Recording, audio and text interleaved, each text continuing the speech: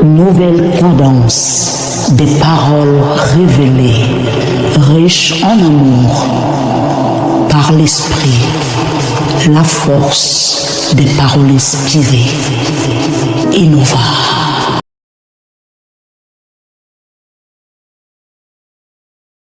Parce que seules les blessures m'amènent à plus chercher. Alevro sakarabra. Je croyais que tu allais dire amen. Je croyais que tu allais dire amen. En ce lieu, je vais sortir des docteurs de la parole, des évangélistes, des prophètes, des prophétesses, des enseignants, des apôtres. Et pour que je sois la dimension d'être la mère des serviteurs, il faut que j'ai connu la mort. Je viens parler sur ta vie ce matin. Recherche le Saint-Esprit. Recherche la profondeur. Et tu vivras le surnaturel. Parce que le surnaturel, c'est l'auteur dans le naturel. Ton amen est loin. Ton amen est loin. Dunamis pour puissance. Cette même puissance explosive qui ressuscita Christ des morts. Nous voyons bien que c'est cette puissance qui a révélé et sorti Christ au séjour des morts. Mais avant que Christ ne sorte Lazare du séjour des morts, avant que Christ ne sorte du séjour des morts, il a eu à sortir des gens de la mort. Avant sa mort à la croix, il a sorti un homme du séjour des morts, appelé Lazare. Comment un Dieu qui parle à la mort et la mort disparaît, comment est-ce que la terre peut le contenir? Je suis venu te dire, seule la profondeur amène le problème de ne pas te contenir. Lorsque tu as la révélation de ta vie bien-aimée, tu comprendras que tes problèmes sont égaux à la profondeur. Je croyais que tu allais lever ta main droite et tu dis amen. Jésus, avant d'aller à la croix, est allé vers la tombe. Jésus, avant la croix, est allé vers la tombe. Jésus, avant que la pierre ne soit roulée sur sa tombe, il a ordonné à la pierre d'être roulée. Allez, brochaka là-bas. Je ne sens pas un homme dire amen ici. Écoute-moi bien. Ce que Dieu t'amène à faire plus tard, Dieu commence à le faire maintenant. Tu n'as pas compris. Malgré les défis que tu traverses, je te montre que dans ce défi, je vais t'utiliser. Je vois des hommes et des femmes être utilisés en ce lieu. Si tu lèves ta main, tu dis amen. Je vois le Saint-Esprit t'utiliser.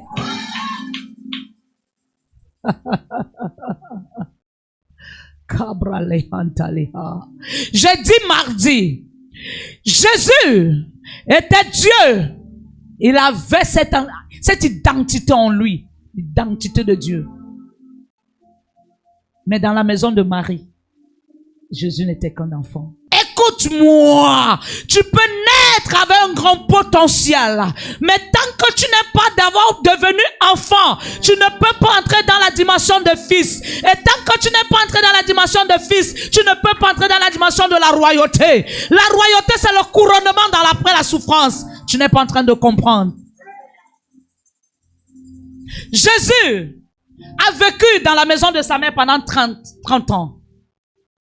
Laisse-moi te dire, la mère de Jésus ne voyait pas Dieu. Tu n'es pas en train de comprendre. La mère de Jésus ne voyait pas Dieu. Elle connaissait qui était Jésus. Parce qu'avant de porter Jésus dans ses entrailles, elle connaissait qui il était. Mais elle a pris cela, elle l'a mis de côté. Parce qu'elle savait que ce n'était pas le temps. Que ce n'était pas le temps. Avant que le temps n'arrive, il fallait qu'elle enseigne Jésus. Tout l'enseignement qu'elle donnait à Jésus était une grossesse. Et lorsque la grossesse arriva à son terme, à 30 ans, la grossesse est sortie. Ce que Jésus avait travaillé, il a commencé à le manifester. Je viens dire à quelqu'un ce matin, ce que tu travailles aujourd'hui, très peu de temps tu vas le manifester.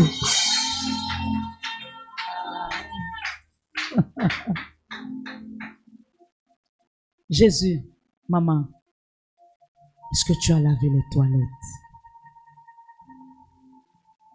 Lorsque je revise les écrits de la Bible, Jésus n'a pas dit, maman, tu sais qui je suis. Jésus n'a pas dit, maman, je ne suis pas venu sur la terre pour ça. Jésus a compris qu'avant le baptême, il fallait qu'il connaisse le baptême de la formation terrestre. Tu sais, la formation terrestre te baptise par la souffrance. Jésus a été formé dans deux potentiels. dans le naturel et l'esprit. Pose-moi la question comment? Jésus a balayé le sol. Jésus a lavé les assiettes. Jésus a lavé les marmites. Jésus a puisé l'eau. Il a allumé le feu. Alors qu'en lui, il était le feu. Alors qu'en lui, il était le feu. Écoute, Jésus n'avait pas besoin à 30 ans, à 31 ans, d'allumer le feu avec le bois. Parce qu'une seule parole allumait le feu. Mais quelques années avant, Jésus avait besoin d'activer le bois afin d'allumer le feu. Les faiblesses d'aujourd'hui sont le couronnement de demain. Les lois pour que je puisse avancer.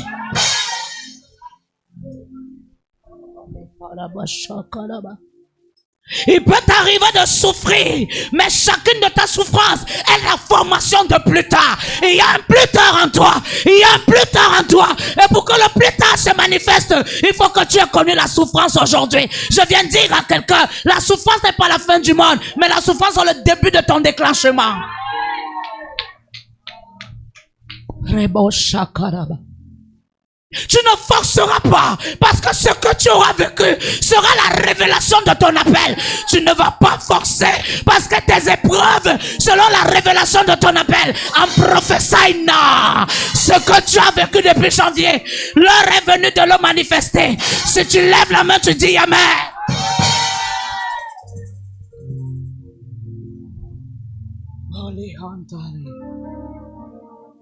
Un amen costaud. Je peux être en train ce matin de parler en apôtre. Car la Bible dit, Jérémie, depuis le ventre de ta mère, je te connaissais. Je t'avais appelé et je t'avais établi prophète des nations. C'était tout. Jérémie est né du ventre d'une femme. Voilà pourquoi Dieu lui a rappelé que tu es né du ventre de ta mère. Et depuis ses entrailles, je te connaissais. Mais c'était pas le temps que je t'utilise. Parce que c'est à ta mère de te former. Ton parent est le premier leader de ta vie. Tes parents sont les premiers leaders de ta vie. Tu ne peux pas aller en formation sans avoir connu la formation de la maison. Ton amen est loin.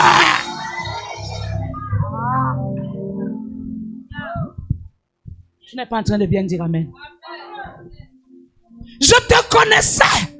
Il n'a pas dit je te connais.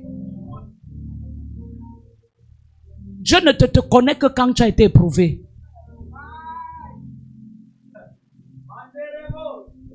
Il a dit je te connaissais. Mais comment il conjugue un vivant au pas?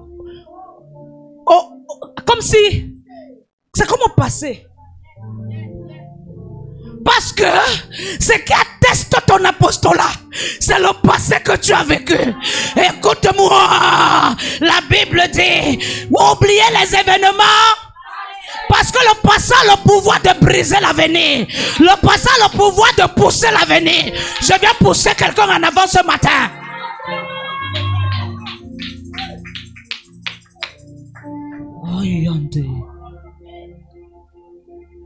Moïse est né des entrailles d'une femme. Moïse est né au temps de la loi. Moïse n'est pas mort. Il a été élevé dans la maison de la loi. Pourquoi pleures-tu? Ce que tu vis, c'est une formation. Pourquoi pleures-tu? Ce que tu vis, c'est une formation. Tu vas parler du Dieu de la résurrection. Parce que tu as connu le Dieu de la résurrection. Tu ne peux pas parler d'un Dieu que tu n'as pas rencontré. Tu ne parleras que le Dieu que tu as connu. Le Dieu de tes épreuves. Le Dieu de tes combats. À qui le compares-tu? À qui le compares-tu? Il y a le chant qui dit, à qui pourrais-je te comparer? Tu es le Dieu des prodiges.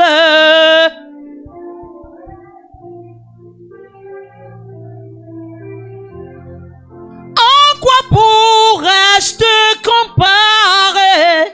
Tu es le Dieu de miracles.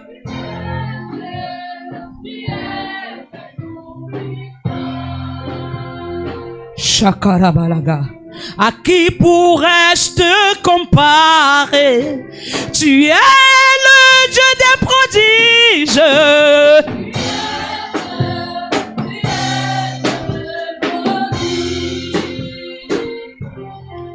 À quoi pourrais-je te comparer? Tu es le Dieu des miracles.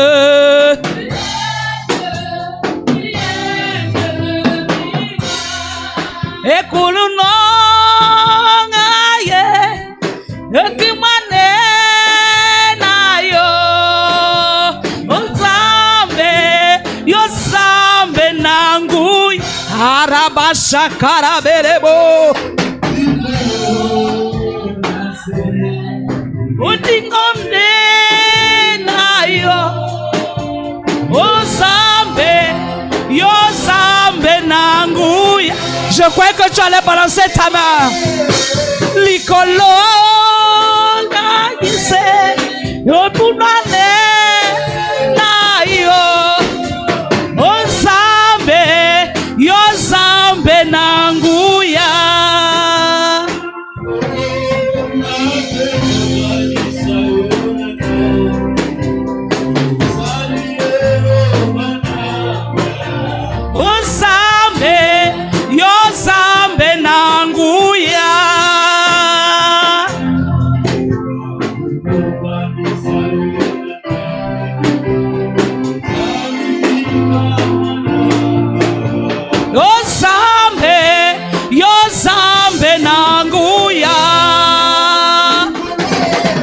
Olikolo nase obuna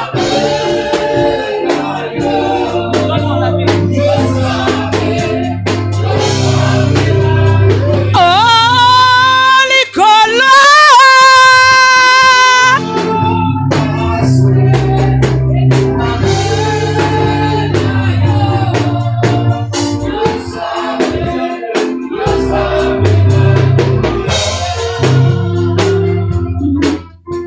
à qui pourrais-je te comparer?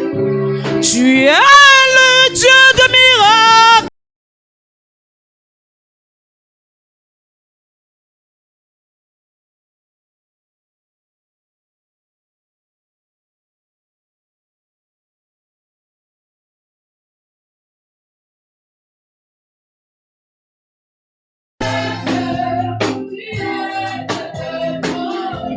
Alléluia. Ce qui donne la valeur d'un chant, c'est le vécu que tu trouves dans le chant.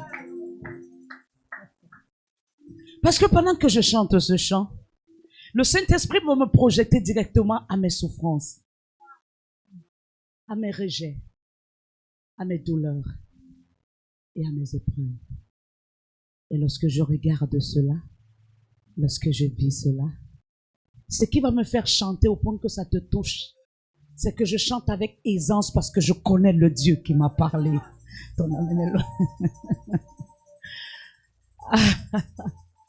Je chante avec aisance en fait parce que je connais le Dieu qui m'a parlé.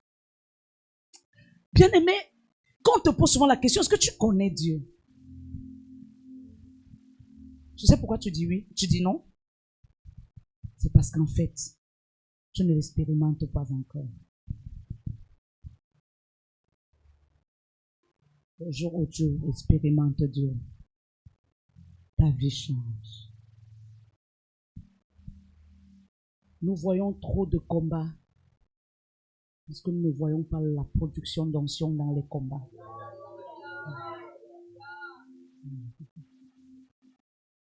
Je vous ai dit la dernière fois, l'onction n'est pas l'huile. Sinon, toutes les têtes auront l'huile. Mais l'onction, c'est le vécu. Et ce qui donne plus le socle de ton onction, c'est Galates 5:22.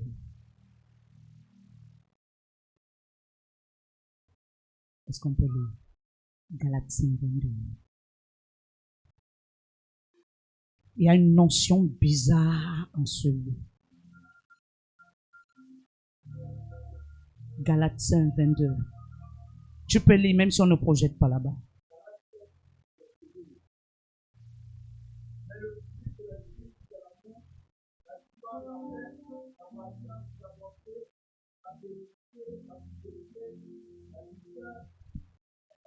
Tu sais pourquoi? Ceci n'intervient pas après. Tout ce qu'il vient de lire intervient dans le quotidien. Pendant que tu sèmes l'amour, on te sème l'injustice. Mais Galatiens 22 te dit, sois mort. Pendant que tu sèmes la bonté, on te sème l'injustice. Mais Galatiens 22 te dit, sois bon. Pendant que tu sèmes la bénité. Bénité peut être un bien, être bien avec tous. Mais c'est où les gens sont contre toi. Mais Dieu te dit, sois toujours bon. Cette marche, dans cet ensemble, c'est ça qui te donne d'avoir un socle, le socle de ton onction. L'olive n'a pas de pouvoir s'il n'a pas eu les racines. Ce qui donne l'olive, c'est pas l'arbre. Ce qui donne l'olive, c'est les racines. Les épreuves sont l'ascenseur de tes douleurs et la montée de tes valeurs. Et tes valeurs se transforment en huile. Les gens diront, telle femme a l'onction. Pas parce qu'elle prie, les gens tombent. Les gens tombent, non. Parce qu'elle tombe. L'onction ne se témoigne pas parce que tu pries, les gens tombent. Parce qu'aujourd'hui, il y a les poudres maléfiques qu'on peut utiliser pour que les gens tombent. Mais regarde alors ces personnes qui ont prié hier, les gens sont tombés. Eux-mêmes, quand ils tombent, ils ne se relèvent plus. Tu ne peux pas relever les autres si tu n'as pas été capable de tomber plusieurs fois, de te relever toi-même.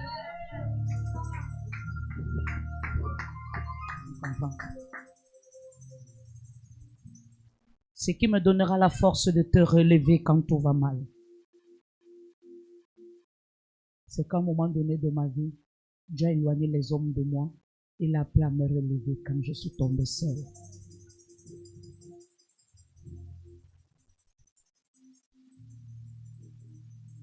Tu es différent de celui qu'on donne la béquille. Moi, ma béquille ne vient pas de moi. Ma béquille, c'est le Saint-Esprit. Parce que lorsque tout va mal, je n'appelle pas un homme. Car la Bible ne me dit pas, dans Jérémie 33, verset 3, invoque-moi. La Bible ne dit pas invoque Lazare. La Bible ne dit pas invoque Paul. La Bible ne dit pas invoque Timothée. Mais la Bible dit invoque le Dieu de Paul. Invoque le Dieu de Timothée. Invoque le Dieu de Jacob. Invoque le Dieu de Moïse. C'est ce Dieu, ma béquille.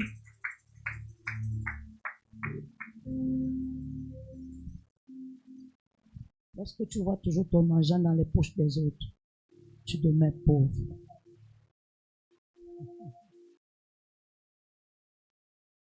J'ai aimé l'enseignement de l'apôtre jeudi. Il a dit une chose qui m'a touché. Lorsque tu dépends toujours des hommes, tu deviens dépendant des hommes. Mais quand Dieu veut faire de toi la cité de son désir, non, tu n'es pas en train de comprendre. Oh, allô, tu peux me donner 5 000 là? Tu dépends des gens. Tu peux me donner 20 000? Dieu dit, est-ce qu'elle me comprend même? Est-ce que cette femme est en train de me comprendre? Je veux faire de toi la cité de mes valeurs. Je ne fais pas de toi celle qui peut prêter. Mais je fais de toi celle sur qui plusieurs viendront prêter. Et quand Dieu veut t'amener dans cette dimension, le Dieu que je connais là, il sèche tes mains. Il éloigne tout le monde de toi. Tout le monde devient bizarre envers toi. Personne ne vient plus te dire tu as mangé. Personne ne te pose plus une question. Tu as un pantalon, un haut. Tu portes le matin, à midi, le soir. Dieu dit, les hommes disent, il n'a que ça. Dieu dit, je trouve plaisir en lui. Je trouve plaisir en elle. Pendant que les hommes t'insultent, Dieu lui s'assoit sur son trône, il t'élève. Je vois Dieu élever des générations en ce lieu au nom de Jésus. Si tu me dis Amen.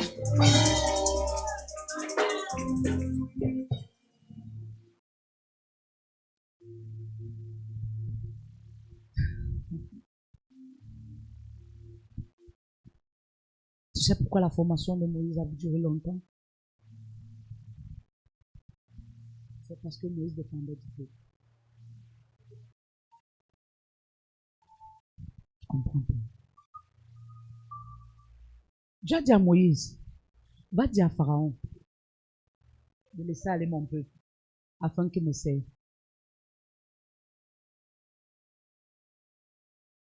Moïse allait voir Dieu pour Pharaon ou pour le peuple.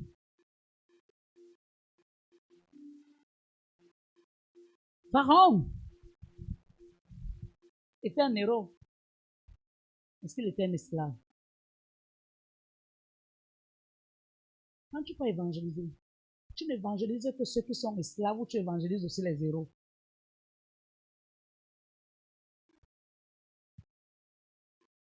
Dieu avait plus besoin du peuple ou il avait aussi besoin de Pharaon.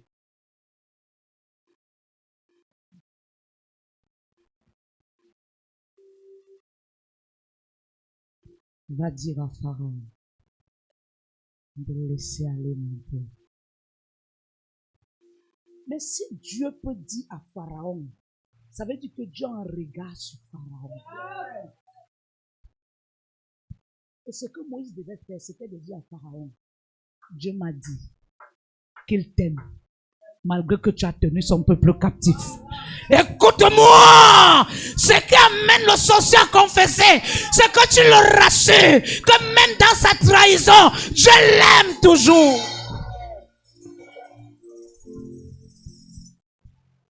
Le surnaturel, c'est celui qui connaît le naturel.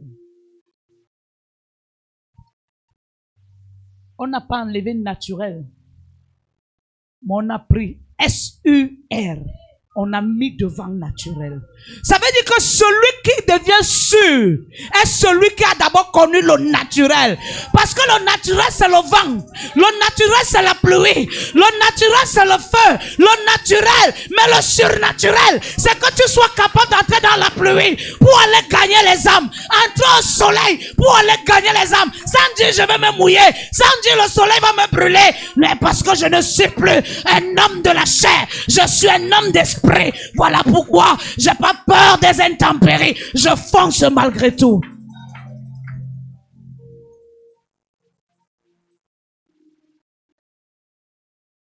Le surnaturel sort de ce que les gens font tous les jours.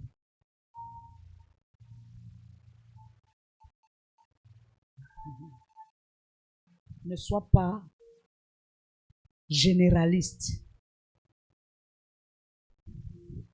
Sois spécialiste. Quand tu entres dans un hôpital, tu trouves trop de généralistes. Ils ne sont pas recherchés.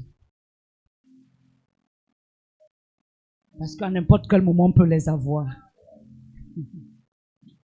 Mais quand tu trouves quelqu'un qui s'est spécialisé dans un domaine, même s'il est dans l'eau, tout peut s'arrêter afin qu'il revienne de l'eau. Quelqu'un est capable de dire, je stoppe tous mes rendez-vous. J'arrête tout jusqu'à ce qu'il revienne.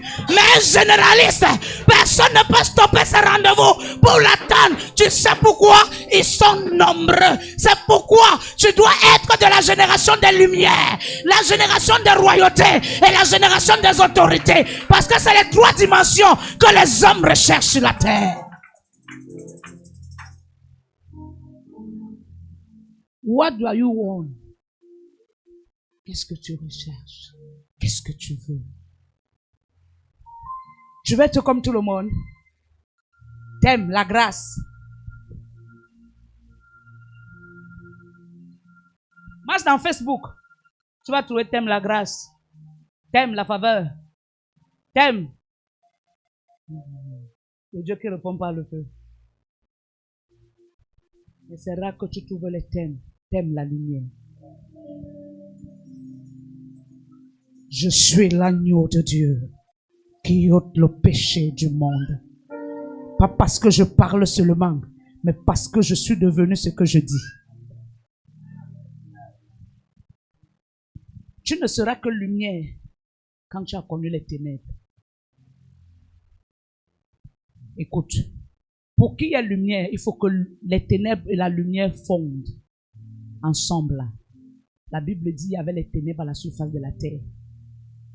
Et l'Esprit de Dieu se mouvait au-dessus des eaux. Et Dieu, que la lumière, tu crois que les ténèbres sont allées où?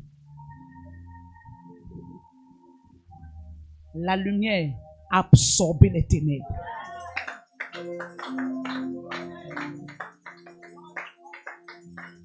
La lumière a absorbé les ténèbres. Et quand les ténèbres ont été absorbées, automatiquement, rien ne peut être englouti et dominé. Lorsque les ténèbres ont été absorbées, les ténèbres ont pris leur position. Ils sont restés dans les lieux arides. La lumière a pris possession. Voilà pourquoi Dieu a dit, je mets devant toi deux chemins. Le chemin du bien et le chemin du mal. Le bien, c'est la lumière, mais le mal, c'est les ténèbres. Mais pour que tu vois la lumière, il faut que tu connaisses le mal.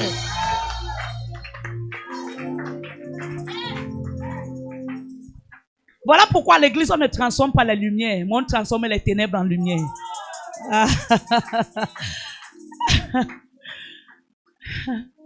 Les ténèbres ne sont pas seulement l'obscurité que tu vois là dehors, mais les ténèbres, c'est l'ignorance que tu portes.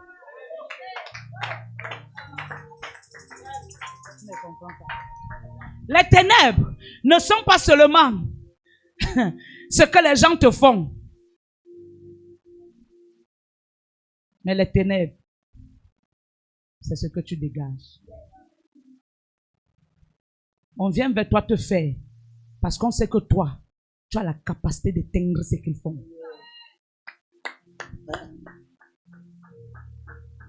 On ne suit pas le suiveur.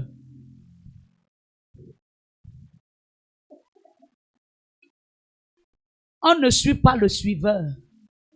L'ennemi ne suit pas le suiveur. L'ennemi suit le chercheur.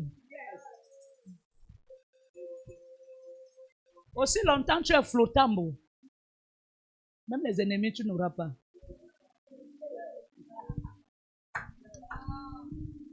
Mais le jour où tu quittes du flottambotage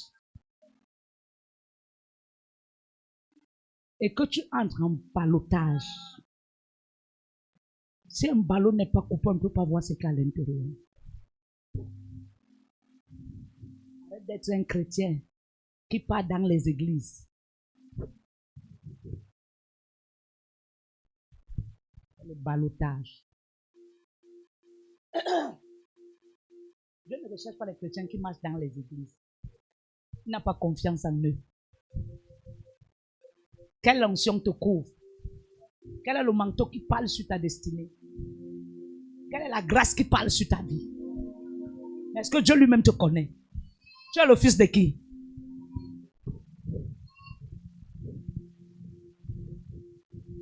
Jésus pouvait dire, celui qui veut voir le Père. Le Père s'appelait qui? Dieu. Mais Jésus parlait aussi aux dieux terrestres qui se sont fait Dieu sans adresse de rentrer vers le Père. Mais s'il veut rentrer vers le Père, il est le pont bascule du passage. Ça veut dire que si tu viens mal pour passer, il ne te donne pas l'accès. L'accès, c'est travail ou c'est mérite.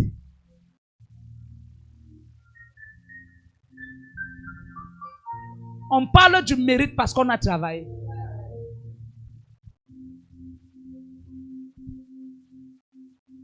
Celui qui m'a vu a vu le Père. Pas parce que je suis flottant beau.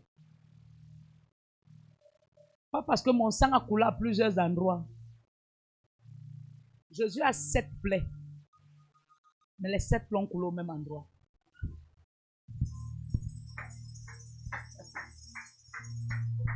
Tu n'es pas en train de comprendre. Jésus a eu 7 plaies. Mais les 7 plaies ont coulé au même endroit. La Bible ne me dit pas que Jésus a commencé à être circoncis là-bas. Et il a eu la plaie, la deuxième plaie qui est la tête, là-bas. La Bible ne me dit même pas qu'il a eu la troisième plaie qui est la barbe, là-bas. La Bible ne me dit non plus qu'il a eu la quatrième plaie qui est les mains, là-bas. Non, le dos. Parce que c'est après le dos. Il a la Golgotha. Rentre à la maison, ma. Rentre à la maison. Rentre à la maison. Rentre à la maison, frère. C'est après le dos qu'il a la Golgotha. Tu veux monter? Cherche la profondeur. Jésus a connu le fond avant de monter. Golgotha était le lieu de couronnement. Mais beaucoup ne savaient pas. Golgotha était le lieu de couronnement. Mais beaucoup ne savaient pas. Beaucoup, quand ils ont vu Jésus aller à Golgotha, ils savaient que c'est fini. Mais c'était déjà sa résurrection. Sinon, il y avait les signes. Quand Jésus a eu la deuxième plaie, personne ne l'a secouru. Tu n'es pas en train de dire amen. Je suis en train d'enseigner le surnaturel. Quand Jésus a eu la troisième plaie, personne ne l'a secouru. Quand Jésus a eu la quatrième plaie, personne n'était là. Quand il a eu la cinquième plaie, le coq a chanté. Et quand le coq a chanté, les hommes, les femmes, le diable ont compris que c'est pas là où ils devaient finir. Et lorsqu'ils ont compris, ils ont cherché la croix. Ils l'ont mis ça sur les épaules. Ils ont dit avance. On l'a à Golgotha. Mais sur le chemin, sur le chemin, un homme a apparu et il a pris la croix, il a porté, il a dit je vais t'aider. L'homme là a eu la révélation que plusieurs n'ont pas eu. L'homme là n'a pas vu un homme dans la douleur, mais l'homme là a vu un divin dans la douleur. L'homme l'a vu un divin dans la douleur. Il a porté la croix. Il a dit, je vais t'accompagner. Tous ceux-là qui t'entourent sont en train de te fouetter, sont en train de te pousser. Mais je suis le seul qui a vu ce que les autres ne voient pas. Écoute-moi, tu es à mes côtés. Pas parce que j'ai les voitures, pas parce que j'ai les maisons, pas parce que j'ai les terrains, mais parce que tu as vu la lumière, parce que tu as vu la royauté, parce que tu as vu l'autorité.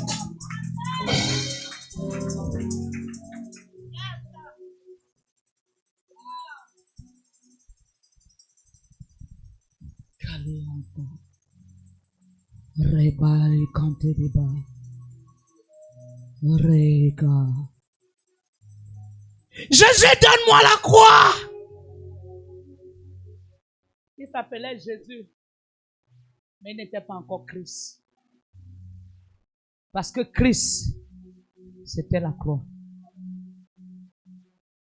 Parce que Christ vient du crucifié.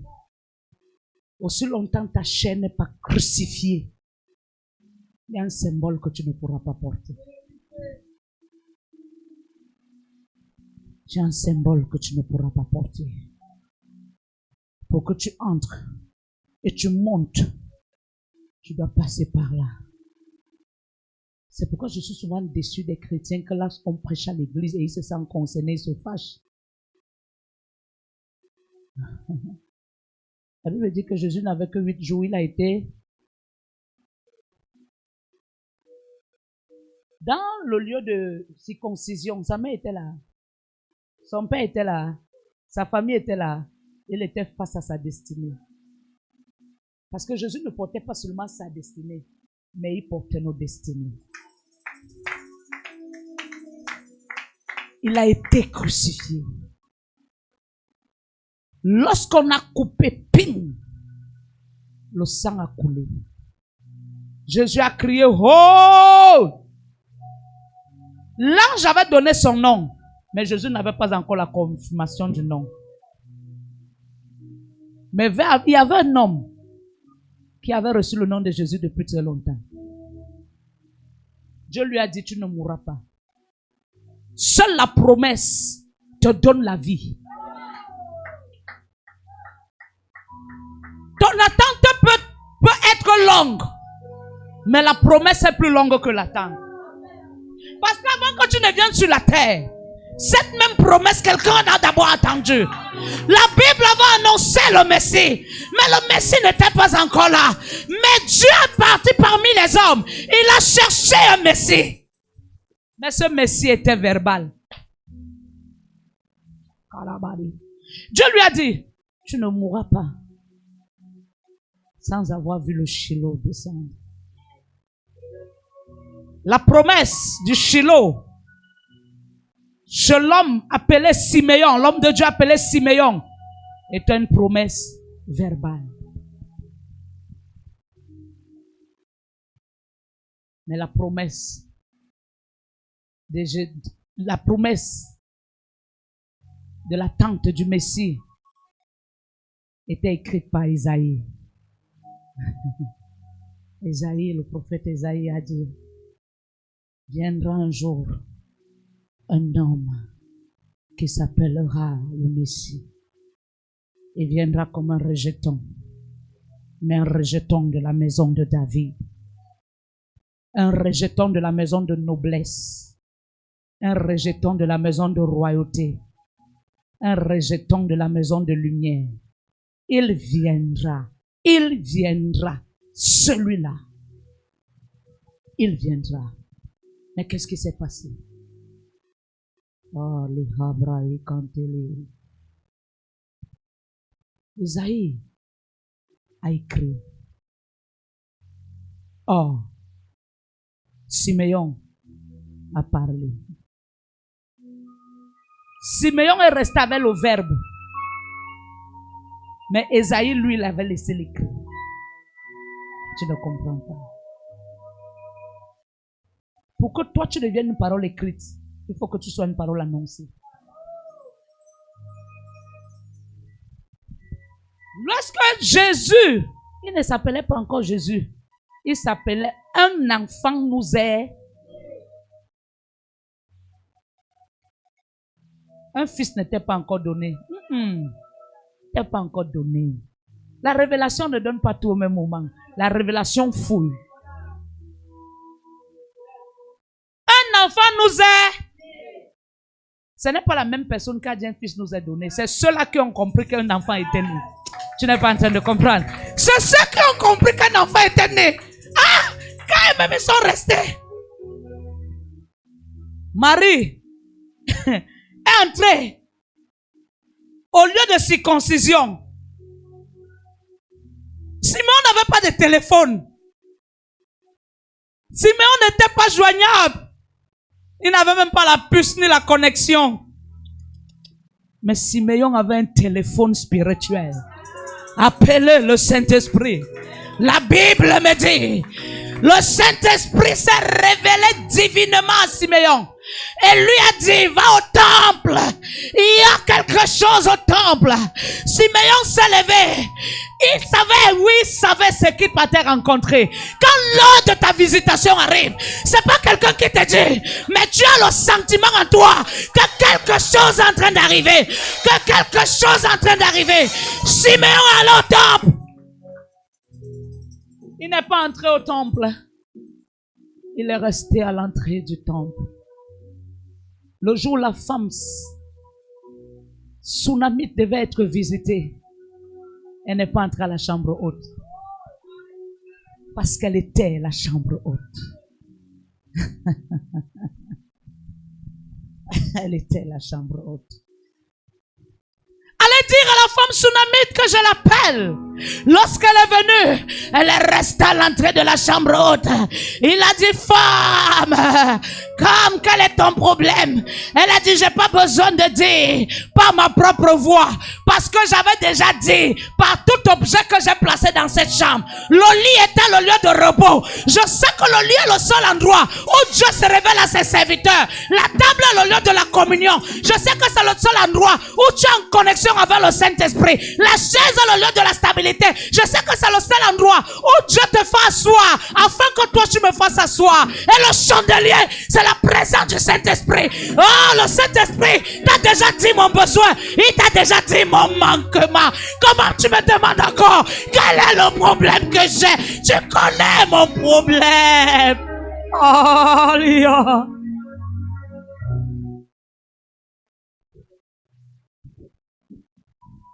L'année prochaine, à la même époque. Tu saignes encore ou tu ne saignes pas? J'ai pas besoin de te poser ces questions. Parce que ma parole touche les menstrues bloquées. Ma parole ôte la ménopause. Ma parole refait les entrailles. Ma parole envoie un souffle nouveau en toi. Et la Bible dit que l'année prochaine, à la même époque, elle embrasse un fils. La Bible va jusqu'à dire que quelque temps après, ce fils il est mort. Parce que là maintenant, il fallait que le surnaturel descende.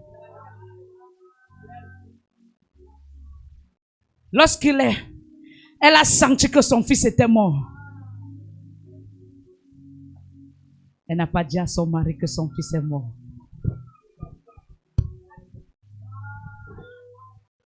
Parce que son mari était toujours là.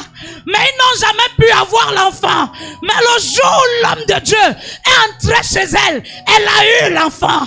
Elle n'est pas rentrée dire à son mari, l'enfant est mort. Sinon le mari devait perdre confiance en l'homme de Dieu. Elle a gardé la confiance. Parce que le jour où l'homme de Dieu lui a dit, tu embrasseras un fils, son mari n'était pas là. C'est elle qui avait reçu la parole. Elle a reçu la parole. Et la parole s'est faite chair.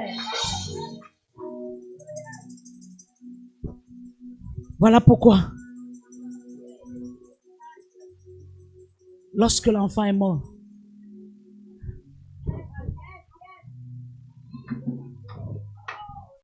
tu sais ce qui t'arrive à trop dire aux gens que c'est fort. C'est parce que tu n'as pas gardé la parole.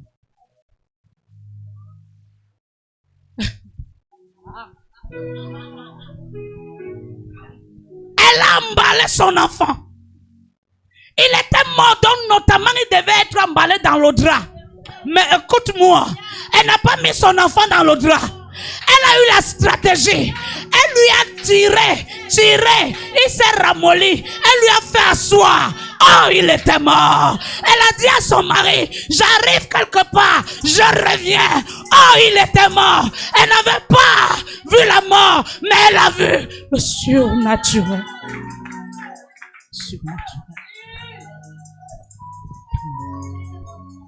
Le surnaturel ne peut que prendre place là où on croit que dans ce domaine, ce n'est plus un homme naturel, mais c'est un homme surnaturel.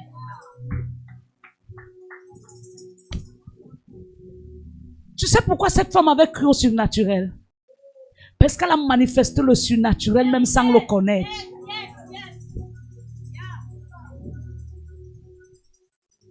Chérie, crois-tu que l'homme de Dieu qui passe ici tous les jours, on peut l'inviter à manger à la maison? On peut le faire. Homme de Dieu, la prochaine fois que tu vas passer, ne passe pas sans entrer dans ma maison. Lorsqu'il est entré une fois, deux fois manger, la troisième fois, il est rentré vers son mari. Chérie, crois-tu qu'on peut élever une chambre haute? Les rababadam d'Abraï, la ribababa. Acte 1 annonçait la chambre haute. Acte 1 est en train d'amener les gens vers la chambre haute. Mais avant que Acte 1 ne les amène, ils se sont d'abord arrêtés pour regarder regarder Jésus monter.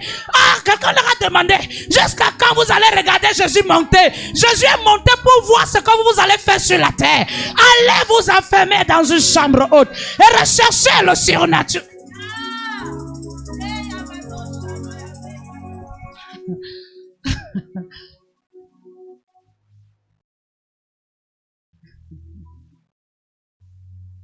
La Bible dit qu'elle a élevé une chambre.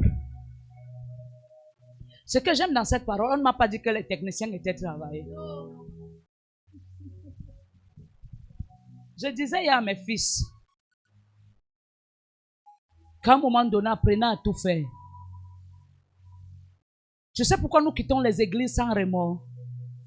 Parce qu'on n'a pas laissé notre marque en ce lieu.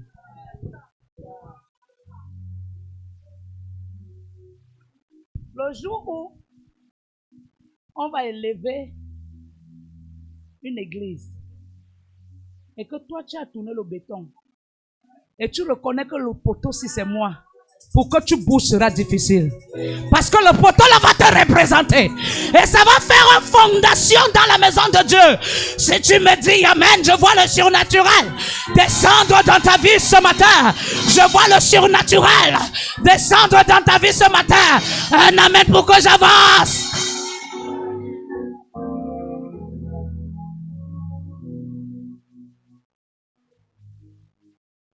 Son mari a dit oui, fais. La Bible ne me dit pas qu'elle a appelé les techniciens. La Bible ne me dit non plus qu'elle a invité son mari.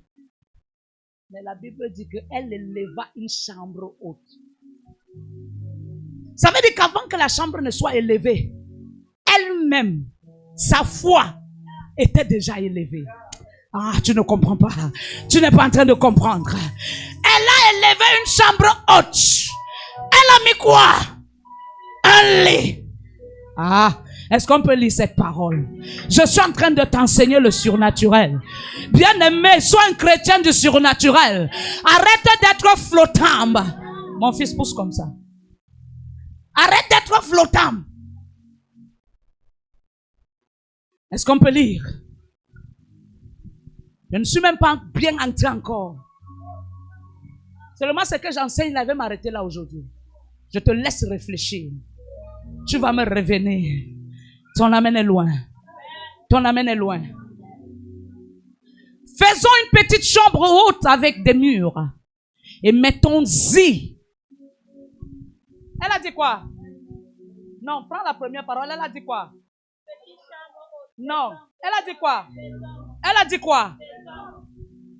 Maintenant, Genèse. Après le 5e jour, Dieu a dit,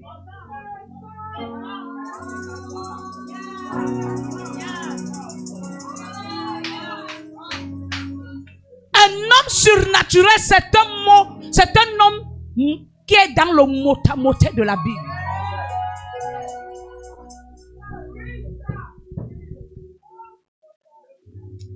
Tu n'es pas en train de comprendre. Je vais pas enlever la perruque et jette au sol. Je veux que tu me comprennes. Dieu dit, faisons l'homme. C'est l'homme qu'ils ont fait ou c'est la chambre haute?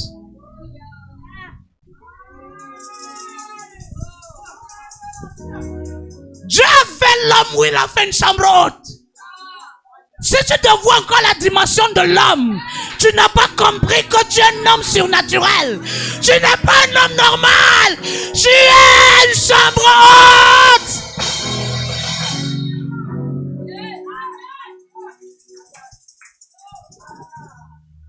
Tu es une chambre haute.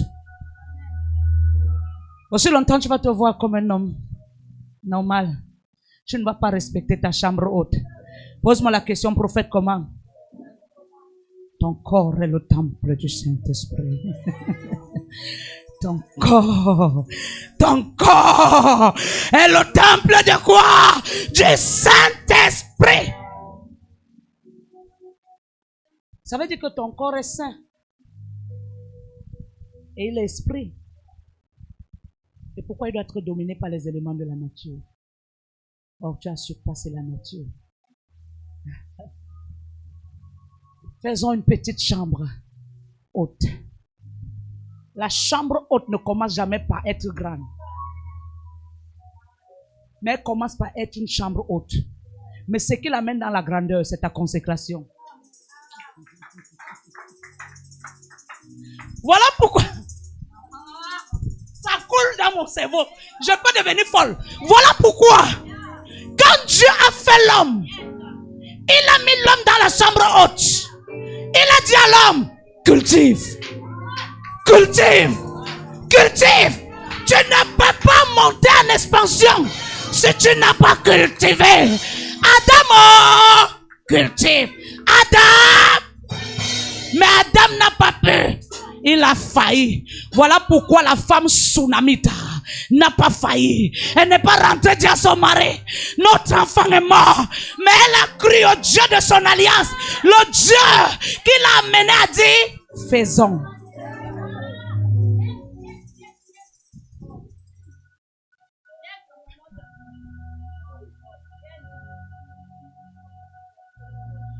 La femme tsunamite n'a pas fait une chambre naturelle.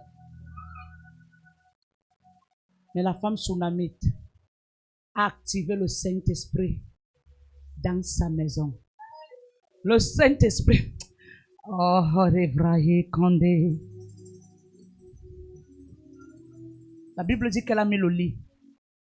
Elle a mis la table, elle a mis la chaise. Et à la fin,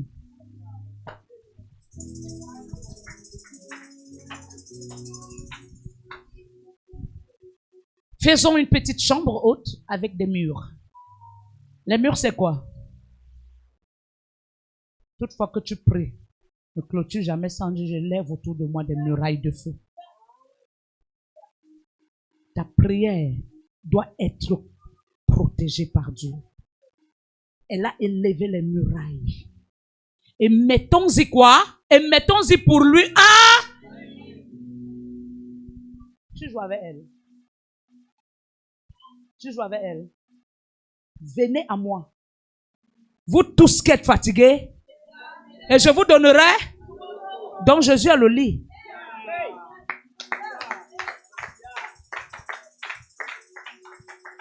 Pourquoi quand tu crois en Jésus, tu continues à t'inquiéter? C'est parce qu'en fait, tu ne dors pas. Tu es toujours éveillé. Mais lorsque tu vas dormir en Christ, tu auras la paix et le sommeil doux et paisible. Mettons-y un lit, virgule. Ça veut dire l'histoire.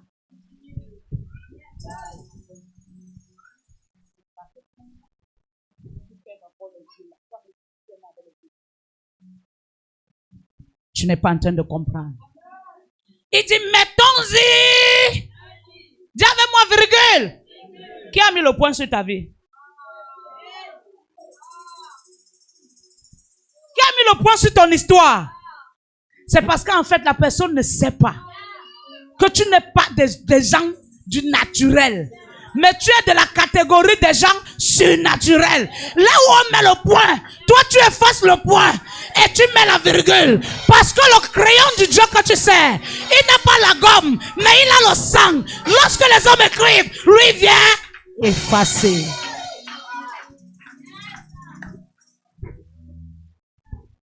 Mettons-y pour lui un lit, virgule, une table.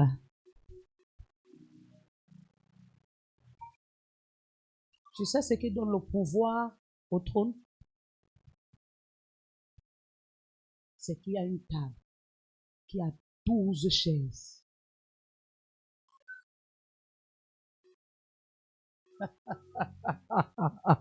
C'est le lieu où on appelle le conseil. C'est le lieu des décisions lourdes. Quand le temps où Dieu veut te rappeler à lui arrive, il s'asseye là-bas. Quand le temps où Dieu veut te bénir arrive, il s'asseye là-bas. Maintenant, je me pose la question.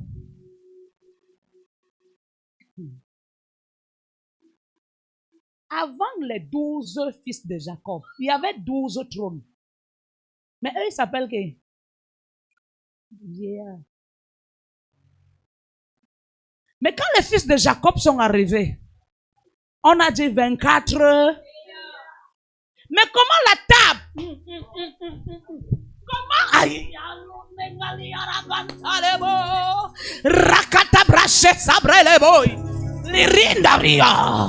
Comment la table? Non pas 24 chaises, mais la table a 12 chaises. La place de Dieu c'est où? Dieu lui s'assoit où? Ah, les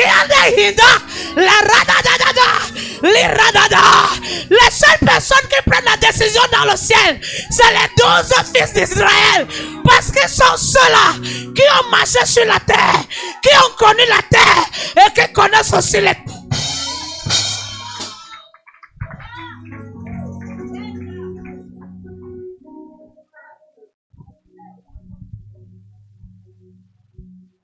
La table est le seul lieu de communion.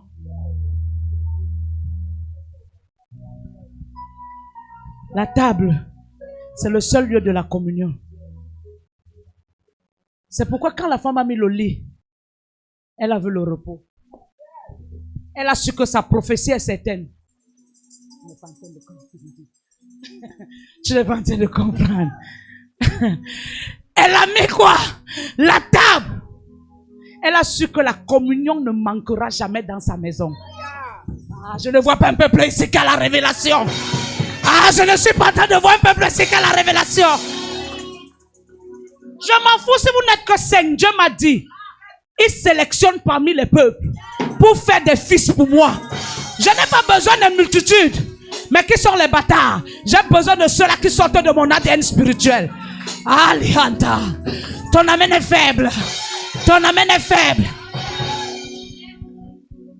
Après la table, elle a su que chez elle, elle avait un repos. Elle avait un lieu de communion qui est appelé le lieu des décisions. Après la table, elle a mis quoi? Avant l'arrivée de Jésus sur la terre, la Bible ne dit pas où il était.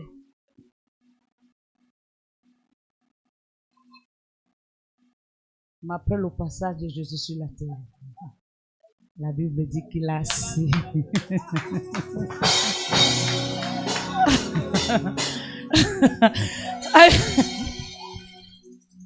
La Bible dit qu'il a assis à la droite du Père. Ça veut dire que l'homme de Dieu, Élie, vu ses souffrances, vu tout ce qu'il a vécu, lorsqu'on a mis la chaise dans sa maison, l'homme de Dieu était juste à côté de la droite du Père. Et il pouvait entendre Jésus intercéder en faveur de la femme Sunamite. Ah, la femme Sunamite savait que l'intercession était toujours dans sa maison. Quiconque a éteint ta vie de prière, je viens la réanimer au nom de Jésus. Si tu te mets debout, tu dis Amen.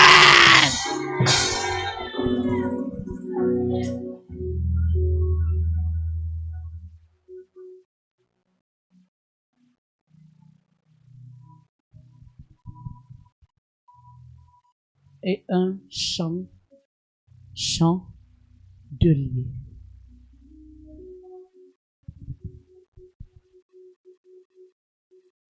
Le mystère qui est rattaché aux 24 vieillards, c'est la vie du chant. Parce que la Bible dit à chaque seconde, et haute. Écoute, le trône ne manque jamais l'adoration. Parce qu'il y a 24 bouches qui chantent pendant 24 heures.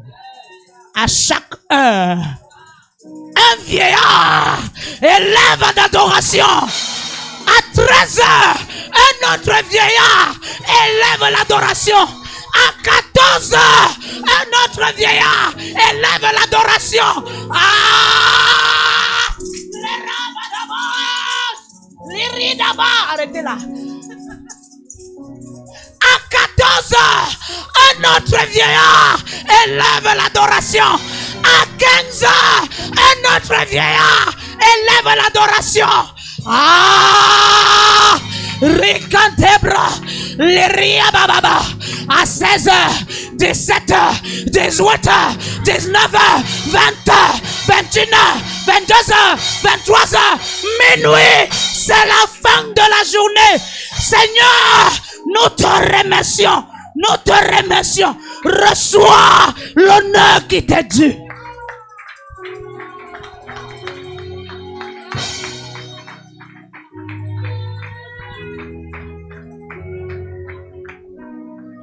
Un jour, à 24 heures,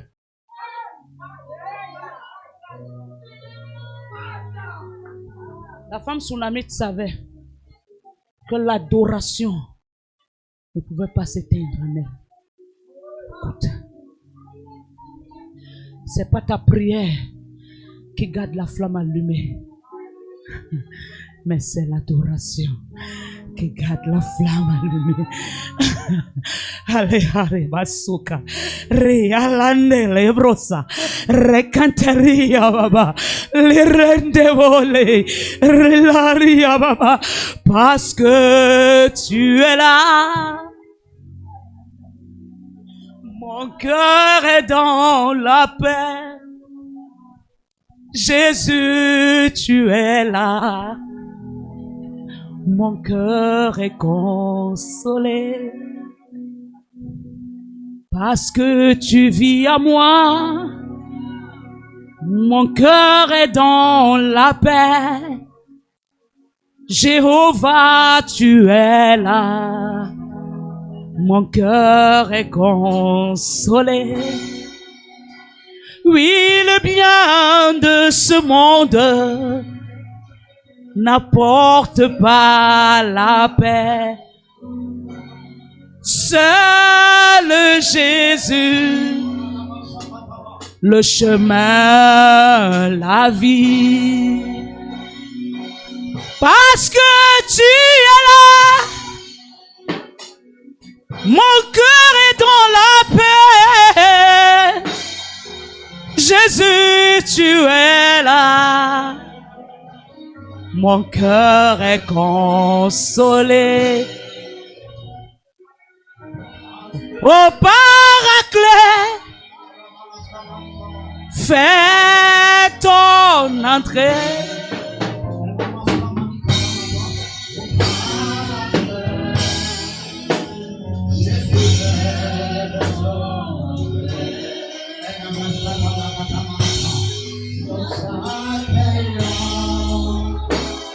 Sois le bienvenu parmi nous, ô Paraclet.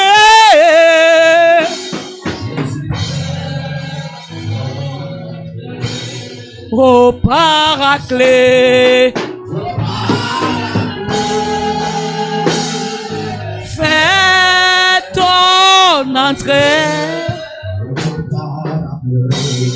Ô Paraclet, Jésus, fais ton entrée. Nous t'accueillons. Sois le bienvenu parmi nous, ô Paraclet.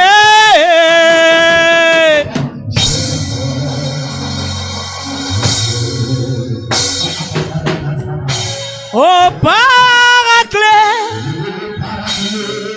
fais ton entrée. Ô Paraclet, Jésus, fais ton entrée. Nous t'accueillons. Sois le bienvenu parmi nous, ô Paraclet.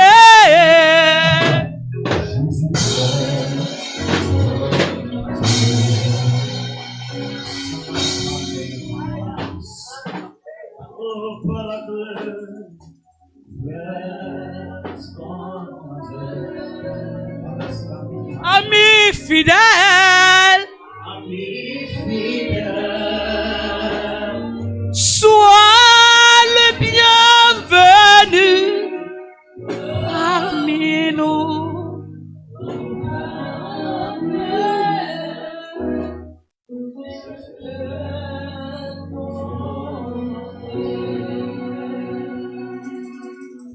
J'ai toujours demandé à Dieu.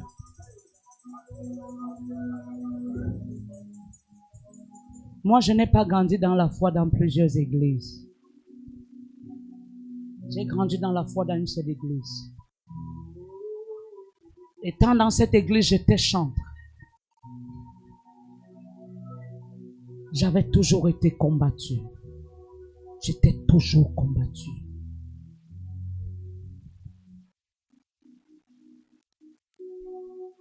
La chorale de cette église, je vois toujours des oppositions. Jusqu'à hier, j'ai demandé à Dieu, pourquoi ceci? Pourquoi ça? Et c'est pendant ma prière tout à l'heure que le Saint-Esprit me dit, ce ministère est rattaché au chant. Ce ministère doit beaucoup adorer. Pose-moi la question, pourquoi? On ne peut pas parler de lumière. Ce ministère n'adore pas. On ne peut pas parler de royauté. Ce ministère n'adore pas. On ne peut pas parler d'autorité. Ce ministère n'adore pas. Parce que ces trois choses, c'est Dieu lui-même. C'est pourquoi un chantre qui est ici, si tu as perdu ta grand-mère, continue à être orphelin, c'est un foi. Mais si tu as un père qui t'a adopté, qui est Dieu, sois un adorateur. Et je demandais à Dieu comment il renvoie mon esprit. Il me montre parfois, je reste ici à l'église. Parfois quand je reste comme ça, j'aime pas trop qu'on allume les lumières. Il y a un frère ici, il allume, tarap, tarap, tarap. Quand pas trop éclairé, c'est Dieu, il rit. Quand il finit de rire, il allume tous les baves. Et quand il allume, il se tient ici, il prend le micro.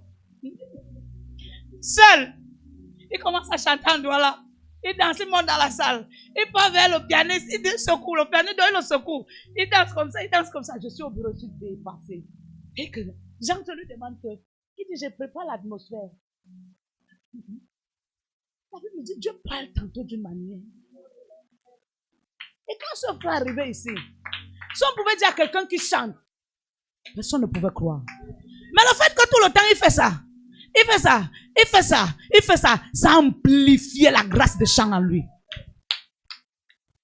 Et il a dit à une sœur, c'est la chorale la voix qui ne veut pas répéter. Nous là, on va répéter. Les 24, avant que les 24 déjà, les 12 fils de Jacob n'arrivent au ciel, dans les cieux, on ne nous disait pas que les 12 adoraient. Lis bien la Bible. Mais c'est après les 12 qui sont arrivés qu'on dit les 24. Amen. J'ai vu la dernière fois, ils se sont donné rendez-vous. Mon fils est venu, il a allumé. Tac, tac, tac, tac, tac, on a allumé les bacs. Tac, tac, tac, tac, tac, tac, tac. Je suis arrivé. Le jour-là, ils ont trouvé ce match. J'étais au bureau, c'était exceptionnel. Faut que la vidéo là, tu m'envoies ça. C'était exceptionnel. Il n'était que chose. Ils chantaient. Ils chantaient. Elle chantait. Ils ont chanté jusqu'à minuit 30. Elle est rentrée.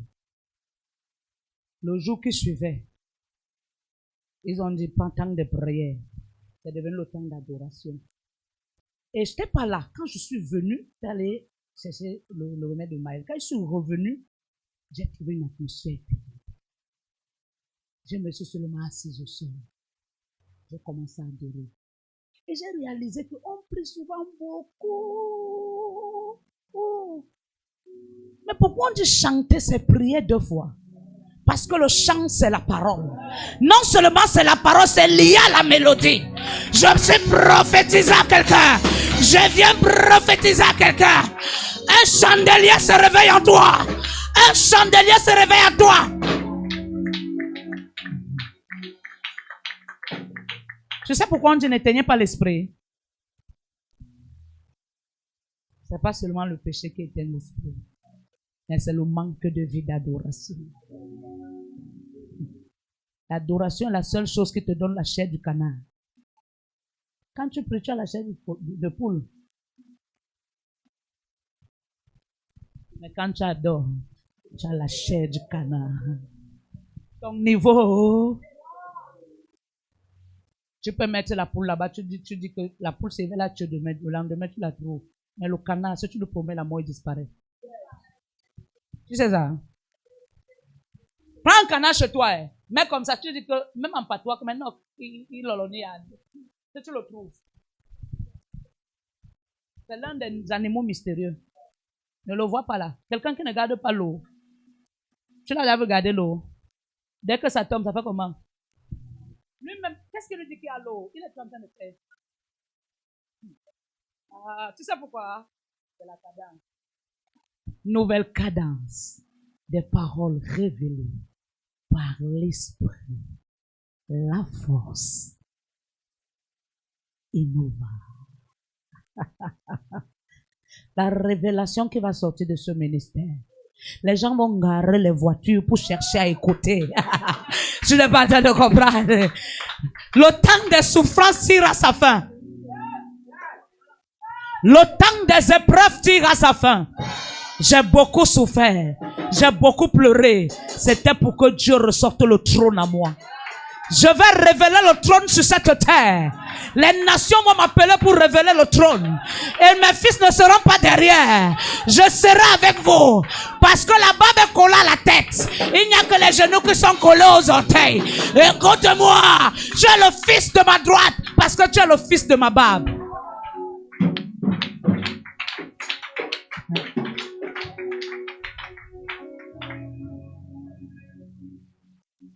Afin qu'il s'y retire quand il viendra. Attends.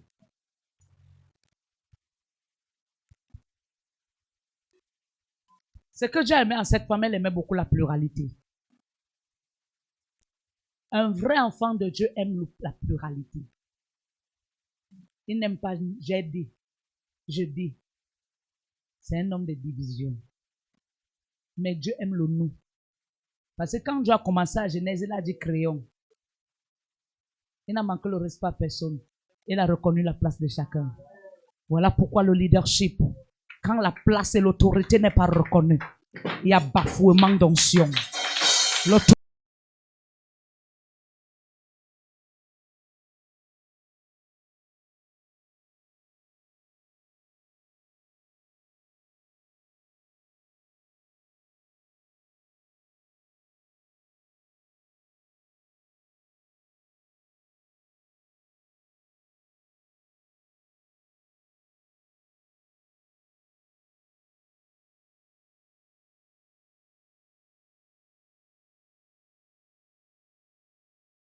C'est pourquoi les vêtements peuvent être majestueux.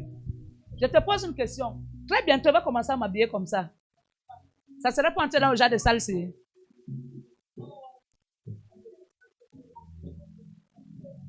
Ça, c'est les habillements pour les salles comme ça. Mais très bientôt, une salle là que Dieu ne fait que me montrer tout le temps en vision. J'arrive comme ça là au goudron, je m'arrête, j'entre un peu au quartier, je vois une salle. J'entre. Pour abréchanter le canton.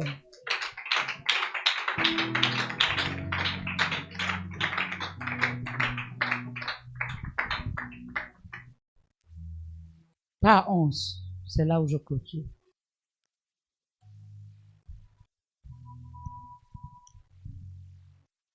Élisée étant revenu à Sunem, se retira dans la chambre haute et il... Ça veut dire le frère se m'a atterré.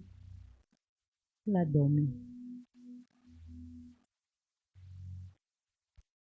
Les ossements commencent quand tu dors bien. Le premier signe de les ossements, c'est que Dieu te donne un sommeil doux et paisible.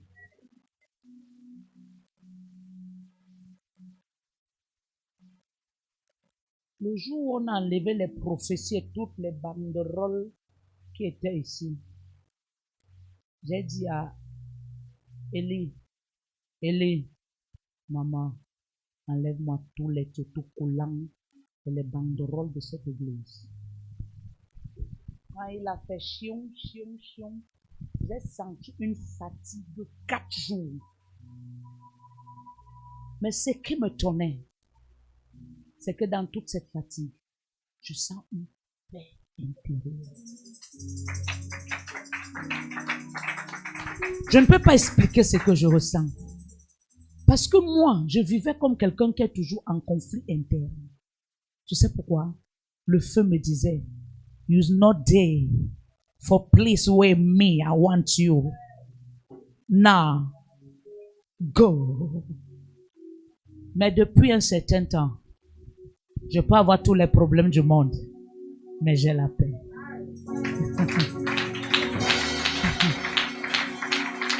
Et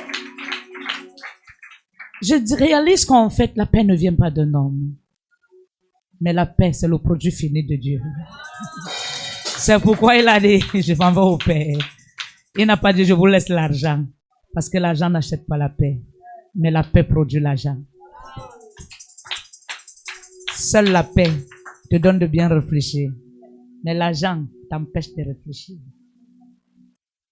Tu peux avoir l'argent sans stratégie de l'utiliser.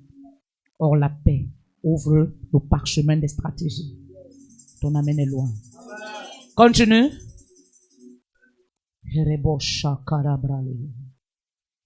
Verset 12.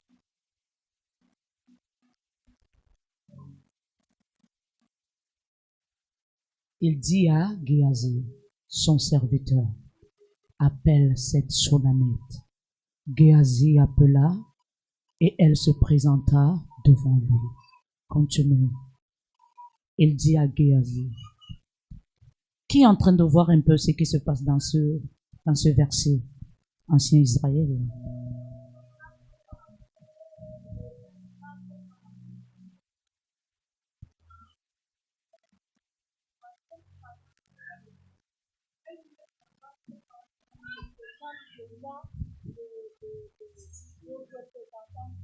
Et qu'est-ce que tu entends par là?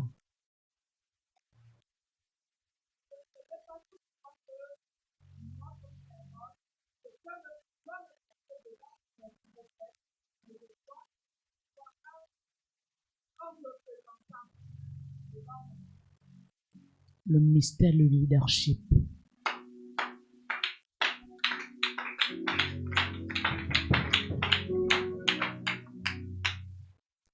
Le respect que tu demandes.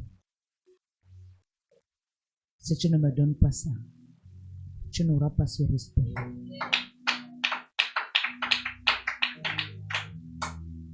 J'ai longtemps été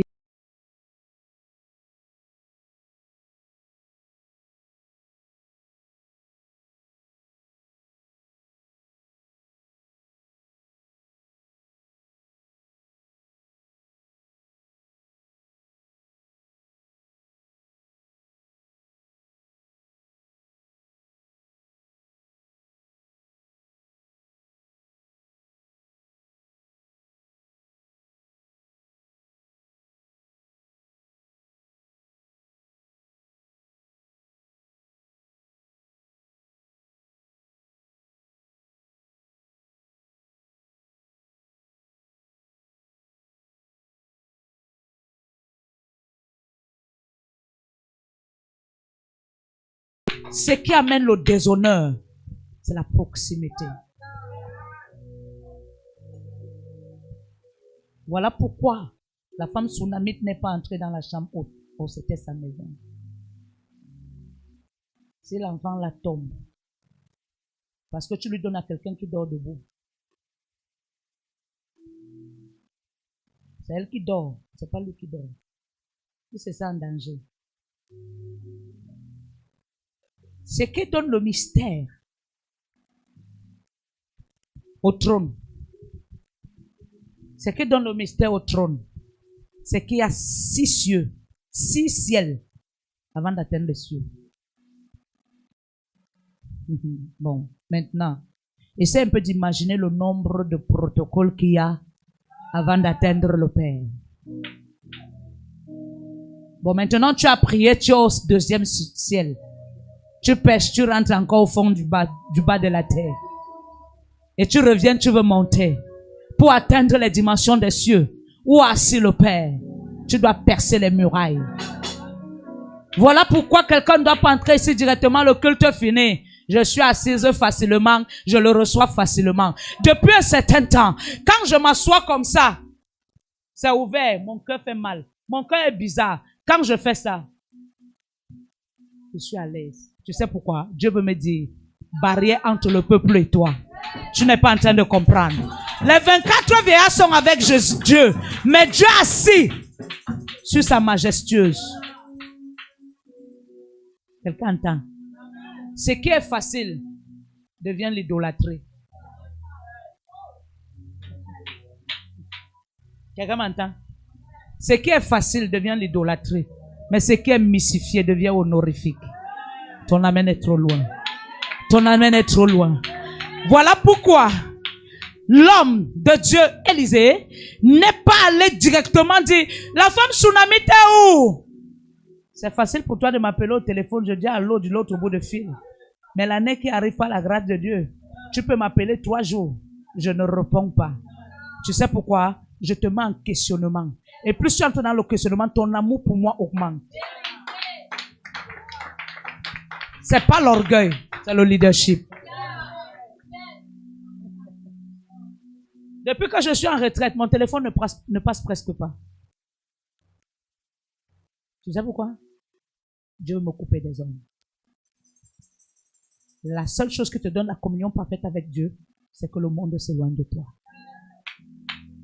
Ça veut dire que lorsque je vais rêver devenir joignable facilement, je n'aurai plus mon propre téléphone à main.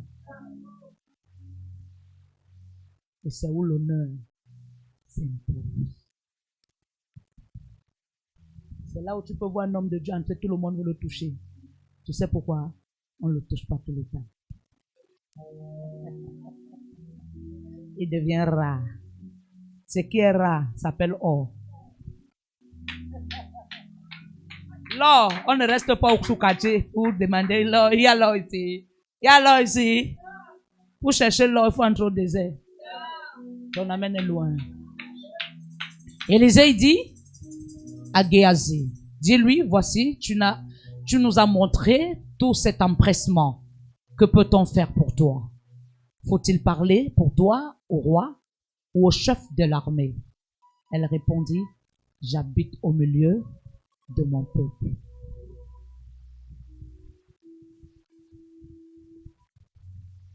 Il dit, faut-tu parler pour toi au roi ou au chef de l'armée? J'habite au milieu. Jésus.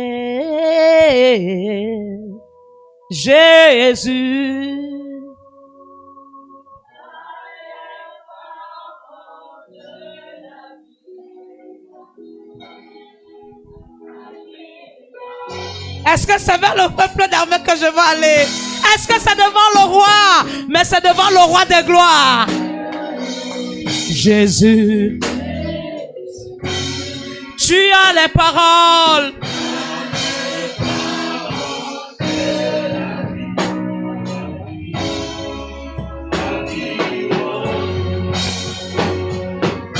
Oh, à qui irions-nous?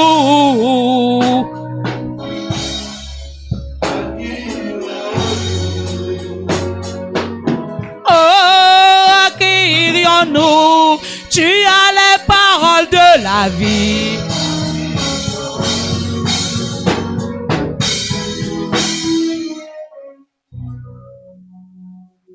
2 Rois 4:14, la Bible dit, et il dit, que faire pour elle?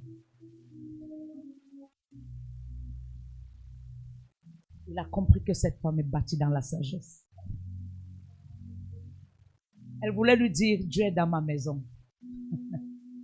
Comment tu me poses encore la question? Comment je suis avec Dieu? Et j'entre encore dans le questionnement. Le questionnement ne me revient pas, mais ça revient à l'hierarchie.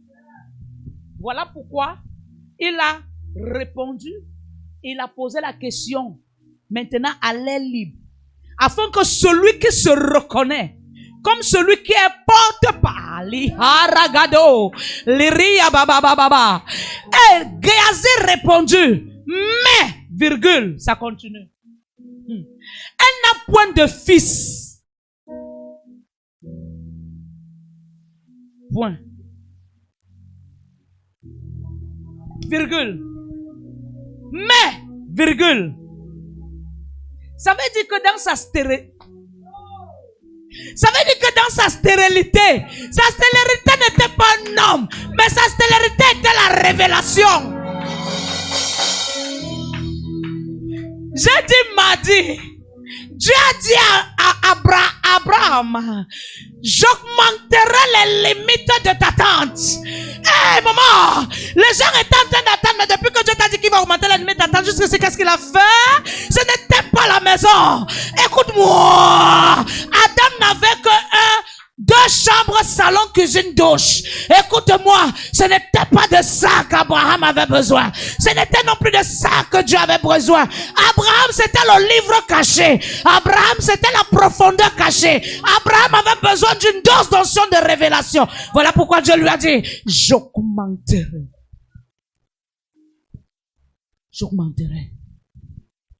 Voilà pourquoi. Mais n'a pas pris point.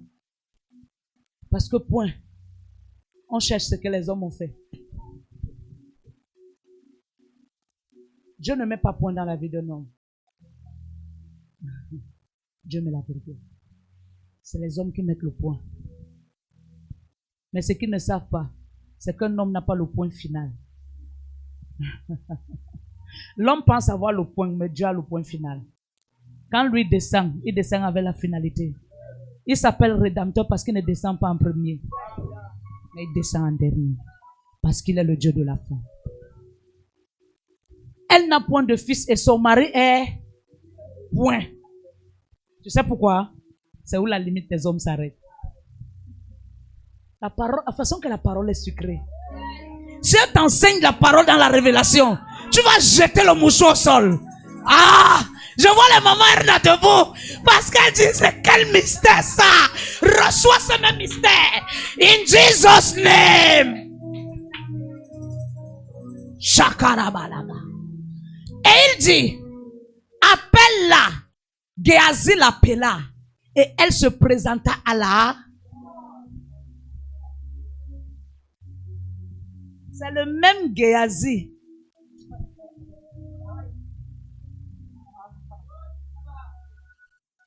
Qui est Géasi ici?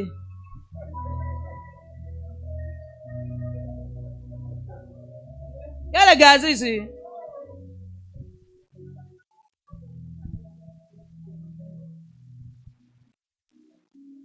Est-ce qu'il y a le Géasi ici? La Bible ne me montre jamais là où Géasi a été formé. La Bible ne me montre non plus ce que Géasi faisait vraiment.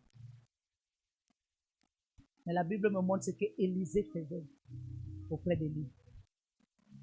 Élisée défendait le réveil.